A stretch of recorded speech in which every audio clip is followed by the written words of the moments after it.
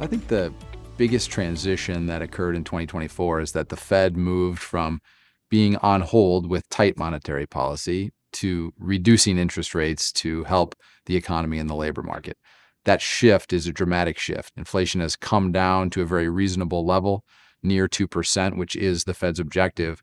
But now coming to the fore is concerns about the labor market. So it's no longer just concern about inflation being too high. Now inflation's lower. The Fed's recognizing that the unemployment rate has risen a little bit, and it doesn't want that genie to get completely out of the bottle and is taking interest rates down to keep the economy stable. Our base case is that the Fed needs to continue on its path of cutting rates, likely beyond that 3% neutral level.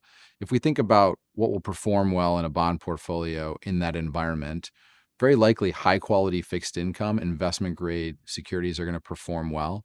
That would particularly be areas like mortgage-backed securities, which are starting off at attractive yield levels. Investment grade corporate bonds could do well, but we are seeing that they're starting at a more expensive credit spread or risk premium level. There are scenarios that could challenge either side of that. One scenario would be that inflation starts to reemerge. In that scenario, we could see the Fed pause their cutting cycle and stabilize interest rates at a higher level. Another scenario that's possible is a more significant shock to demand. In that situation, we could see the Fed cut more rapidly, like in a traditional rate cutting cycle.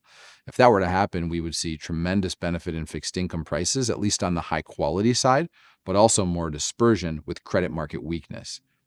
As we think about investing in the bond market in 2025, I think the name of the game is dispersion. As we talk to our global research team, we think there are tremendous dispersion in outcomes that we could experience in 2025, both from corporate profitability and revenue growth to the level of defaults that we see and the ability of companies to access capital markets. I think success in 2025 will be defined by making sure portfolios are positioned to participate in lower rates as the Fed delivers them, and also protect from potential downside should we see more economic volatility. I think the most important thing is that we don't need an incredible change in the macroeconomy for bonds to work for investors in 2025.